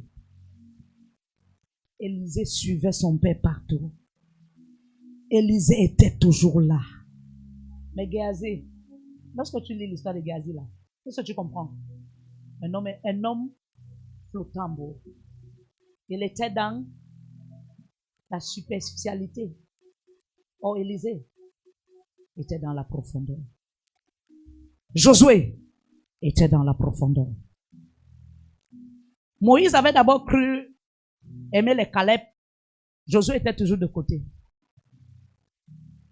Mais à un moment donné, Moïse s'est rendu compte qu'en fait, c'est même Josué. Quel est le nom que tu portes? Es-tu Caleb? Es-tu Josué? Ou tu es Géasi?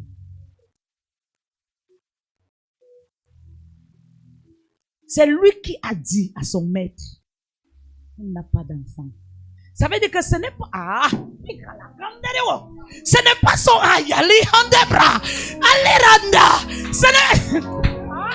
ce n'est pas son maître qui a dit, elle n'a pas d'enfant. Mais c'est lui qui a prophétisé. Celui qui prophétise doit avoir le manteau de relever même là où c'est mort. C'est pourquoi quand l'enfant est mort. Et on a ramené l'enfant au pied d'Élisée. Élisée a pris le bâton. Il a donné à Géasi. Il a dit que c'est toi qui avais moi.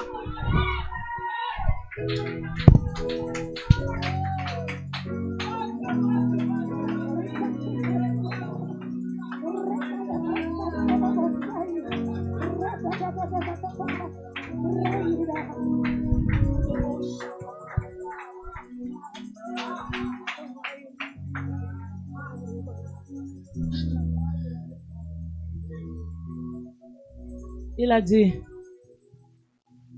c'est toi qui avais prophétisé.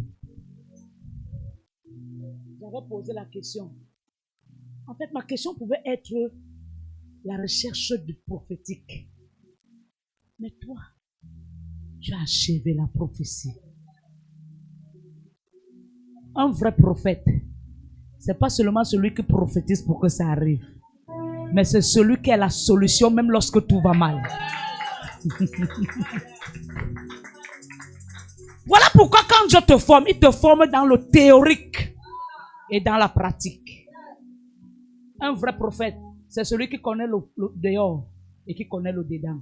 Le dehors, c'est le soleil. Le dedans, c'est le feu. Géasi! Prends. Donne-moi le bâton ancien. Géasi! Géasi!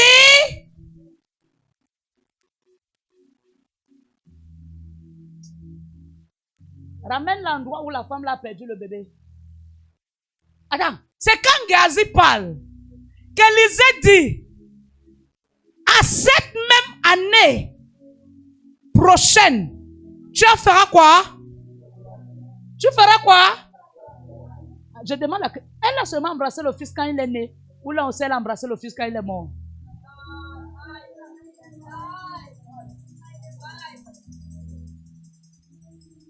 Quand le fils est né, elle lui a embrassé ou elle lui a porté.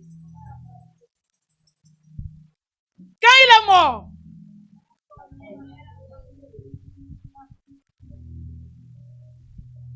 est-ce qu'on peut continuer? Cette femme devait enceinte, elle enfantait un fils à la même époque, l'année suivante, comme Élisée lui avait. Ça, c'est ce qu'on appelle le cachet de la prophétie. Géasi a vu le manque.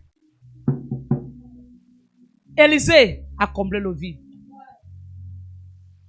Ça veut dire que quand tu es dans la révélation, Élisée devait être un complémentaire auprès de son père. Non, Géasi. Géasi.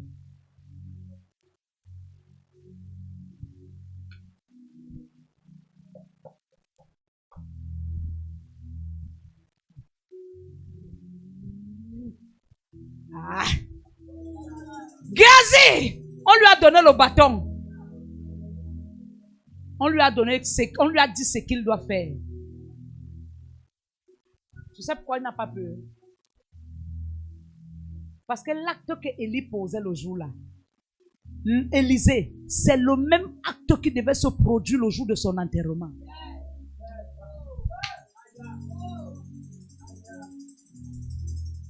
Géasi, ne pas la personne en route, ne salue personne, et maintenant va, entre là où l'enfant est couché, pose-lui, sortez-moi le verset là. Le serviteur l'emporta et l'amena à sa mère, et l'enfant resta sur les genoux de sa mère jusqu'à midi, puis il mourut. Amène un peu la parole. Cherche-moi ancien, cherche-moi l'endroit. Elle monta, le coucha sur le lit de l'homme de Dieu, ferma la porte sur lui et sortit.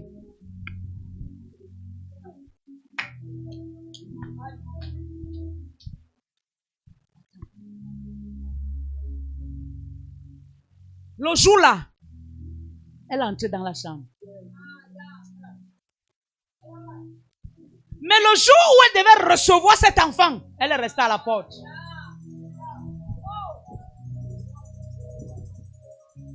Quand l'enfant est mort, elle est entrée dans la chambre. Ce n'était pas la chambre, c'était le lieu de mystère. Est-ce qu'on peut lire, ancien?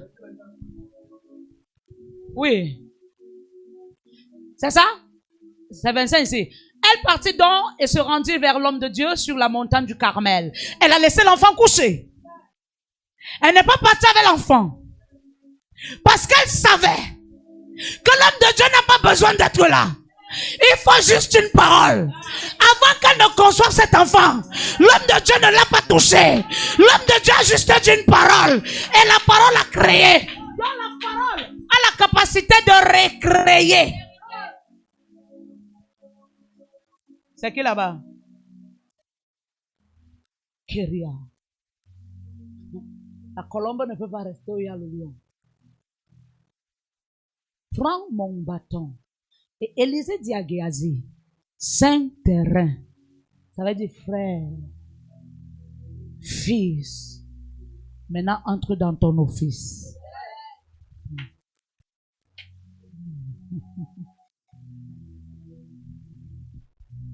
Prends mon bâton dans ta main et pars.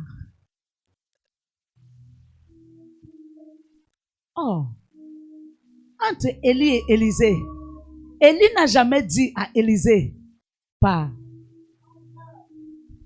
Mais c'est Élisée lui a dit, si tu me vois partir. Allez, haragadabregazole. Si tu rencontres quelqu'un, ne le salue. Ça veut dire que l'onction devait agir en Géasi par le silence. La dimension dans laquelle Dieu m'amène. Où je ne dois plus trop parler parce que le bâton, c'est le commandement. Où je ne dois plus trop. Mais les choses doivent se faire en elles seules parce que je suis resté. Si tu rencontres quelqu'un, ne le salue pas. Et si quelqu'un te salue, Joël, les gens sont habitués à te frustrer. Tu dois atteindre la dimension que même si quelqu'un vient cracher devant toi, tu le regardes, tu ne parles pas. Parce que Joël, tu atteins la dimension où tu dois te taire. Et moi, je parle pour toi.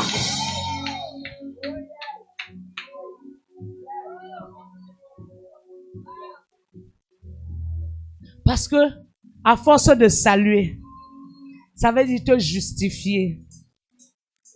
Tu vois tel qui m'a fait ça.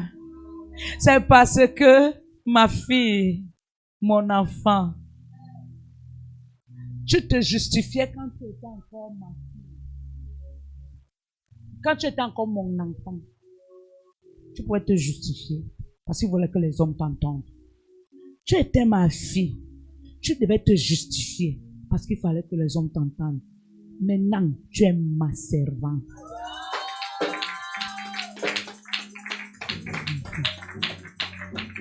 Maintenant, c'est plus toi qui dois te justifier. Mais c'est moi qui dois parler en ta faveur. C'est pourquoi il a dit, tais-toi et moi, j'agirai en ta faveur. Il est le Dieu de la rétribution. Ne combat pas par tes propres forces. Ne te justifie pas trop. Tais-toi. C'est dans le silence que moi j'agis. Que l'onction silencieuse habite le révérend prophète Uriel. Que l'onction du silence habite le révérend prophète Uriel. Celle qui va regarder sans plus parler. Celle qui va écouter sans plus se justifier. Celle qui ne doit plus trop utiliser sa bouche pour parler. Mais celle qui va utiliser sa bouche pour prier.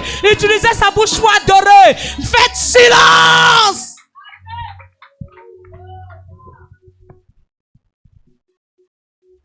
Ne lui réponds pas.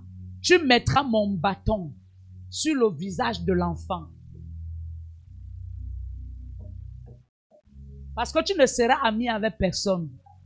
Tu ne seras qu'ami avec le bâton. C'est au bâton que tu vas parler et non aux hommes. Ah, les cantas. La mère de l'enfant dit, l'Éternel est et ton âme est, je ne te quitterai. Et il se leva et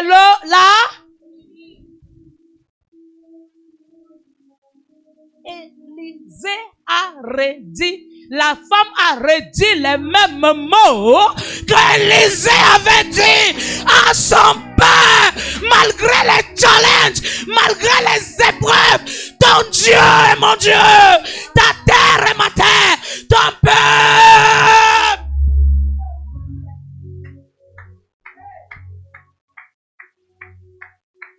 Ce qui te donne connexion à l'onction d'un loin de Dieu, c'est que tu es tout abandonné pour croire à son Dieu. Hier, je pouvais douter de l'amour d'un enfant dans ce ministère.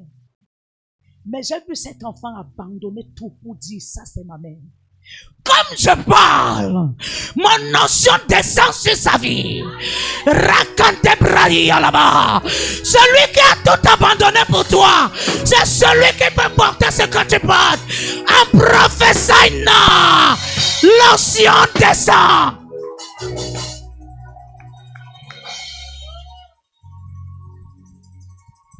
Géasi avait dévancé et il avait mis le bâton sur le visage de l'enfant. Mais il y eut une voix, ni signe d'attention.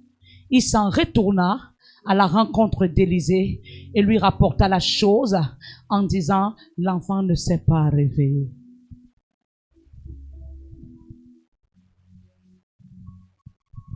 Ça veut dire que ton instruction n'a pas marché. Maman, tu m'as dit de rester 7 jours sans boire l'eau. Maman, je n'ai pas bu l'eau.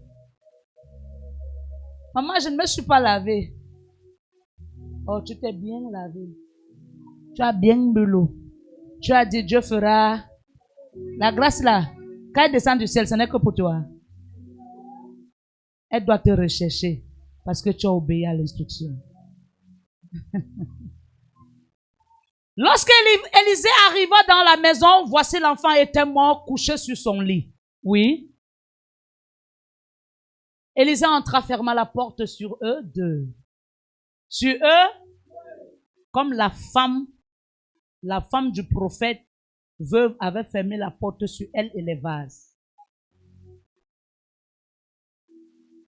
Élisée entra, ferma la porte sur eux deux et il pria à l'Éternel. Et qu'est-ce que l'Éternel dit? Il monta et il se coucha sur l'enfant. Il mit sa bouche sur sa bouche, ses yeux sur ses yeux, ses mains sur ses mains. Et il s'étendit sur lui. Et la chair de l'enfant se réchauffa. Si Élisée n'avait pas cru au char de feu de son père, qui était parti, mais parce qu'il avait pris le manteau, le chat partait, mais le chat était resté dans le manteau. Et c'est ce chat qui s'est révélé le jour qu'il s'est couché sur l'enfant. Le même feu qui accompagnait le chat a réchauffé l'enfant. L'onction de ton père agira dans ta vie si tu es vigilant. Élisée s'éloigna, alla, là, par la maison, puis remonta, et il s'étendit sur l'enfant, et l'enfant éternua. L'enfant éternua. L'enfant éternua. Le mystère du chiffre 7 a commencé par Jésus lui-même. Avant Jésus, ça a commencé par le Père. Premier jour, deuxième jour, quatrième jour, cinquième jour, sixième jour, septième jour. La Bible dit, Dieu s'est reposé. Écoute-moi, l'accomplissement ne vient que quand tu as accompli un miracle. Ton amen est loin.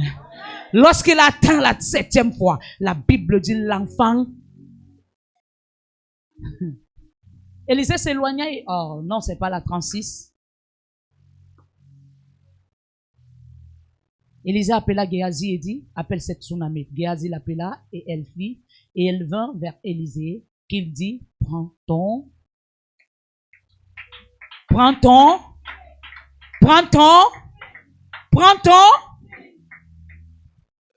Est-ce qu'elle a dit prends ton enfant? Ça veut dire que quelque part, on dit qu'Élisée n'a pas laissé de fils.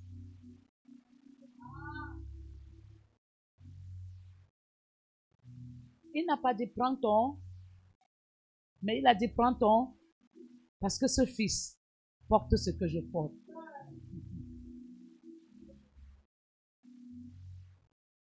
Voilà pourquoi quand Élisée est mort,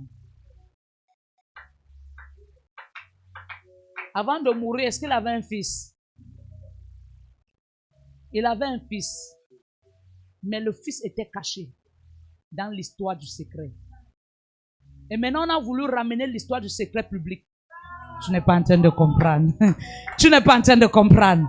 Qu'est-ce qui s'est passé? La Bible dit le jour de son enterrement, on a enterré Élisée, mais il y avait des morts qui étaient morts depuis des années. Lorsque le sépulcre s'est ouvert et que le cadavre d'Élisée a touché le mort s'est réveillé et il a ressuscité des morts. C'est là où l'histoire du secret qui s'était passé est devenue publique. On a dit exactement, c'est où la femme tsunamite est sortie. Elle a dit, je connais cet homme. Je connais cet homme. Mon fils était pas encore dans mes entrailles. Il a ordonné à mon fils d'arriver. Des années plus tard, mon fils est mort. Il a ramené mon fils à la vie. Je connais cet homme. Celui qui était resté avec cette onction, c'est le fils de la tsunamite. Mais celui qui avait reçu l'onction dans la manifestation, c'est le mort qui était ressuscité. C'est ce que Dieu avait mis à mon cœur de te dire. Acclame le Seigneur.